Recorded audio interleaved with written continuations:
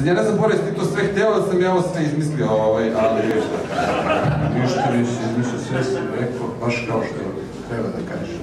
Sad po scenariju, nego, meni je vrlo zanimljivo, pre nedelju ili 2 dana jedna komšinica iz naše zgrade, a podsjećam svoje komšinice iz Novog Beograda, oni to dobro znaju, komšinica iznad vas, imala izložbu stencila, to se sad zove stencil, u naše vreme se to zvalo preslikač.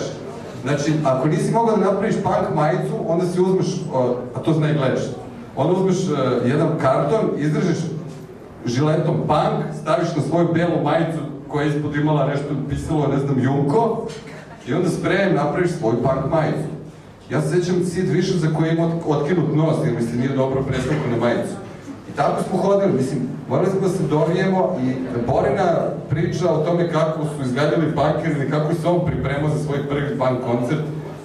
U knjizi je meni nevjerovatno iskrena. Dakle, morao si da se malo ušmikaš i da pokušaš da ličiš valjda na buntovnika, je li tako? Tako je.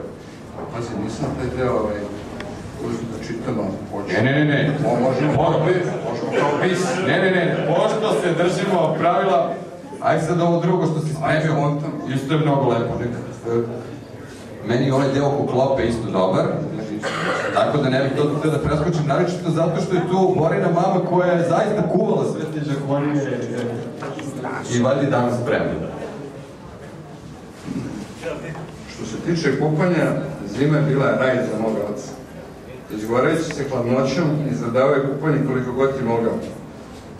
Povremeno bi ga upatili napadi, te bi se nad lavabom oprao iznad pazuka, eventualno grudi, ali da uđe onako sa okupa, kako red, sačuje Bože.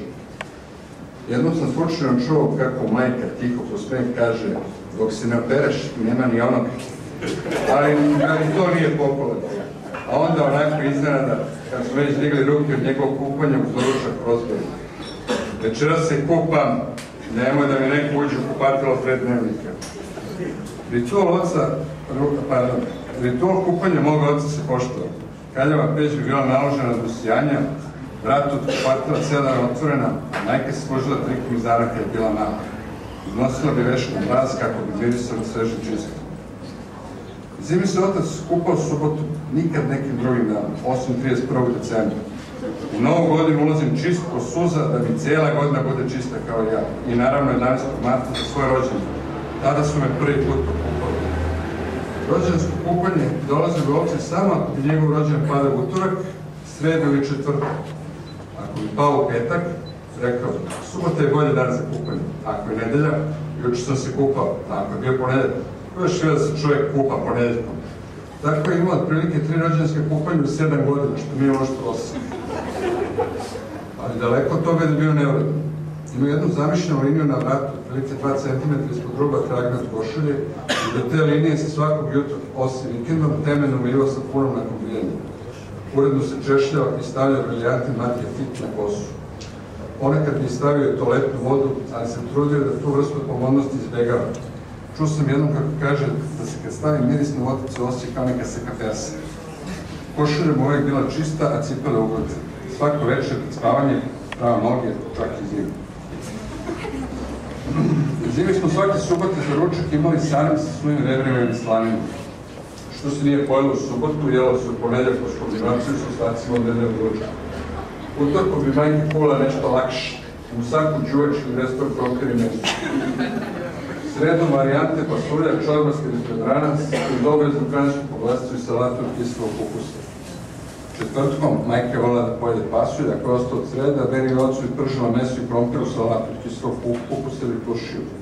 Petkom je umela da nas iznenadi da spremi neku ribu, koja bi obično završila u kanci za smeće, tako da se više držala proverenih recepta. Podorak sa piletinom ili piletina sa krompirom ili pila sa piletinom ili piletina sa krompir, pireom prelivenom močom. I obavezno salatu od kiselog ukusa ili plušija. Majka bi uvek spremila razne džakonije za zemljicu, ali ona najbolja, ajvar. Otac i ja da smo pojeli do Dana Republike, 29. novembra, pa bi onda gulili ostalo. Za državne praznike meni je bio ustaljen. Supa sarma, prase, ruska salata i dobro štorka. Majka bi kupila hleba za 3-4 dana u zavisnosti od toga koliko se praznuje i naravno piće. Znao se i redosti. Najpre pojedemo supicu, zatim po sarmu 2 navalimo na ručku salatu i upravo da pojedete se ne pokvari, zatim prase, čeo bi se već prvog dana pojeli najbolji i najposljednije delove i na kraju to, tako da su prva 2 dana jeli u slast, a onda bi se ona razvlačila po frižideru. Što se moje majke tiče, kuvari ne bi trebali da postoji, baš kao što za mog oca ne treba postoji kozmetička industrija.